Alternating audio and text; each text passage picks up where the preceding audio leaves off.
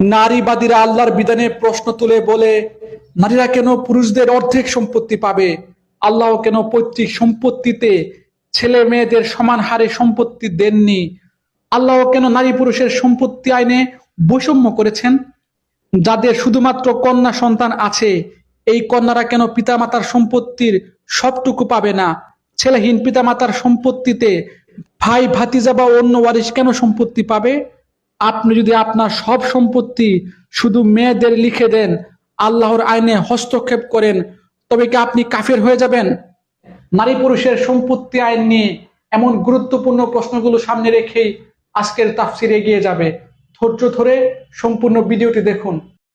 আপনি যদি চান কোরআনের আলো, কোরআনের সৌন্দর্য সবার কাছে ছড়িয়ে যাক, তবে ভিডিওতে লাইক দিবেন, কমেন্ট করবেন এবং চ্যানেলটি সাবস্ক্রাইব করে পাশে থাকবেন। স্বাগতম মহাগ্রন্থ আল কোরআনের ধারাবাহিক তাফসিরে।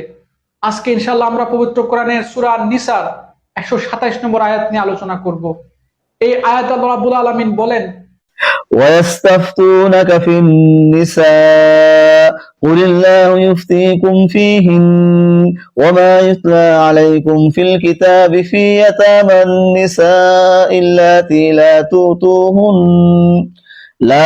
تؤتونهن ما كتب لهن وترغبون أن تنكحوهن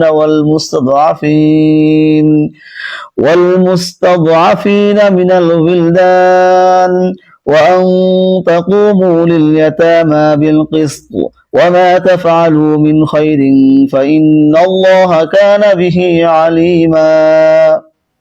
হে নবী, তারা তোমার কাছে নারীদের ব্যাপারে সিদ্ধান্ত জানতে চায়।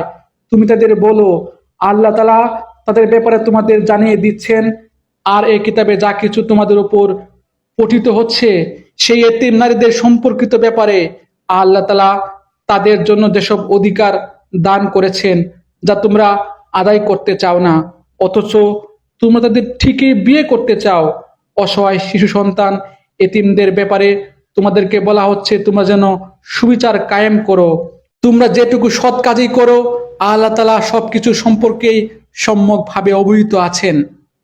আলহামদুলিল্লাহ, চমৎকার একটি আয়াত। আল্লাহ রাব্বুল আলামিনের কাছে নারীদের সম্পত্তি আইন সম্পর্কে জানতে চাওয়াতে আল্লাহ রাব্বুল আলামিন বলেন যে তিনি একই সূরার শুরুর দিকে পরিষ্কারভাবে জানিয়ে দিয়েছেন নারীরা উত্তরাধিকার সূত্রে কি পরিমাণ সম্পত্তি পাবে। উল্লেখ্য যে সূরা নিসার 11 নম্বর আয়াতে আল্লাহ রাব্বুল আলামিন বলেছেন, নারীরা তাদের মা বাবার সম্পত্তিতে ভাইয়ের অর্ধেক পাবে। ভাই না থাকলে, শুধু এক মেয়ে থাকলে সেই মেয়ে ওই সম্পত্তির অর্ধেক পাবে, আর একের অধিক মেয়ে থাকলে মেয়েরা 3/2 অংশ পাবে, আর বাকি অংশ মৃত ব্যক্তির অন্য অন্য বংশধররা পাবে। সম্পত্তি বন্টনের এই নীতিতে নারী ও এতিমদের তাদের প্রাপ্য অংশ যথার্থভাবে দেয়া হচ্ছে না, যা ভয়াবহ অন্যায়। নারী ও এতিমদের তাদের প্রাপ্য যথার্থভাবে দিয়ে দিতে আমাদের আলোচ্য আয়াতে আল্লাহ রাব্বুল আলামিন আহ্বান জানিয়েছেন। এখন কিছু নারীবাদী আল্লাহর এই বিধানে প্রশ্ন তুলে তারা বলে, নারীরা কেন পুরুষদের অর্ধেক সম্পত্তি পাবে? আল্লাহ কেন পৈতৃক সম্পত্তিতে ছেলে মেয়েদের সমান হারে সম্পত্তি দেননি? আল্লাহ কেন নারী পুরুষের সম্পত্তি আইনে বৈষম্য করেছেন? আসলে কোরআনের বিধান মহাবিশ্বের মালিক মহান আল্লাহ রাব্বুল আলামিন দিয়েছেন। মানুষের কি অধিকার বা ক্ষমতা আছে আল্লাহ রাব্বুল আলামিনের কাছে এই বিষয়ে কৈফিয়ত চাওয়ার? আপনি যদি মুসলমান হন, আপনি যদি ইসলাম মানেন, আপনি যদি কোরআন মানেন, আর আপনি যদি জান্নাত পেতে চান, তবে আল্লাহর বিধানে আপনি আপত্তি না জানিয়ে আল্লাহ রাব্বুল আলামিনের কাছে আত্মসমর্পণ করবেন। তবে আল্লাহ নারীদের ঠকাননি। আল্লাহর বিধান মতে পুরুষগণ তাদের অধীনস্থ নারীদের ভরণ পোষণের সকল ব্যবস্থা করবেন। এই বিষয়ে নির্দেশনা আছে সূরা নিসার 34 নম্বর আয়াতে। এই হিসেবে প্রতিটি মুসলিম পুরুষকে কমপক্ষে 5টি দায়িত্ব রয়েছে। 1, বিবাহ করে পৈতৃক সংস্কৃতি উপযোগী একটি পরিবার গঠন। 2, স্ত্রী পুত্র কন্যাদের যাবতীয় ব্যয় ভার বহন। 3, পিতার সময়ের আত্মীয়তা ও সামাজিকতা ধরে রাখা। 4, বোন ভাগ্নি সহ রক্ত সম্পর্কিত আত্মীয়দের হক আদায় করা।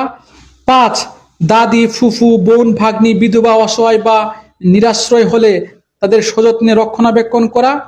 আর এসব বিবেচনায় পুরুষকে দেয়া হয়েছে 2 ভাগ।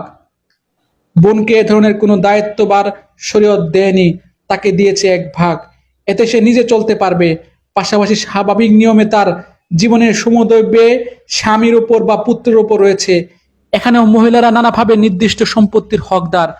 তার হজ জাকাত ফরজ হওয়ার আগে বাধ্যতামূলক কোনো ব্যয় নেই। নিজের সঞ্চয় অক্ষত রেখে মহিলা তার সারা জীবন কাটাতে পারে। আরেকটি প্রশ্ন, যাদের শুধুমাত্র মেয়ে রয়েছে তাদের মেয়েরা কেন পিতামাতার সম্পত্তির সবটুকু পাবে না? ছেলেহীন পিতামাতার সম্পত্তিতে ভাই ভাতিজা বা অন্য ওয়ারিশ কেন সম্পত্তি পাবে? ধরুন আপনার একটি বা দুটি কন্যা সন্তান আছে, এখন আপনি যদি এদেরকে ছোট রেখে মারা যান, তবে আপনার কন্যা সন্তানদের রক্ষণাবেক্ষণ কে করবে? তাদের বিয়ে দেয়া, তাদের সামাজিক নিরাপত্তা ব্যবস্থা কারা করবে? অবশ্যই আপনার ভাই ভাতিজা বা আপনার অন্যান্য নিকট আত্মীয়রাই তাদের জীবনযাপন সহজ করার চেষ্টা করবে। তাছাড়া আপনার মেয়েরা যখন বিয়ে হয়ে স্বামীর বাড়িতে চলে যাবে, তখন ওই সম্পত্তিকে আপনার মেয়েরা দেখাশোনা করতে পারবে? এখন যদি পুত্রহীন পিতামাতার সম্পত্তির একটি অংশ আপনার ভাই ভাতিজারা পায়, তখন তারা আপনার কন্যাদের প্রতি অবশ্যই দায়িত্বশীল হবে। তবে ছেলে থাকলে ভাই ভাতিজারা সম্পদ পাবে না, কেননা ছেলেরা পিতার গৃহে স্থায়ী হয় এবং খুব দ্রুতই নিজেরাই আত্মনির্ভরশীল হয়ে ওঠে। এ হলো আল্লাহর বিধান। এই বিধান মানলে আপনি মুসলিম হয়ে জান্নাতে যাবেন, আর এই বিধান না মানলে আপনি নিশ্চিত কাফের হিসেবে জাহান্নামে যাবেন। এই ব্যাপারে আল্লাহ রাব্বুল আলামিন সূরা মায়েদার 44 থেকে 47 নম্বর আয়াতে বলেন, যারা আল্লাহর আইন অনুযায়ী বিচার ফায়সালা করে না তারা কাফের, ফাসেক ও জালেম।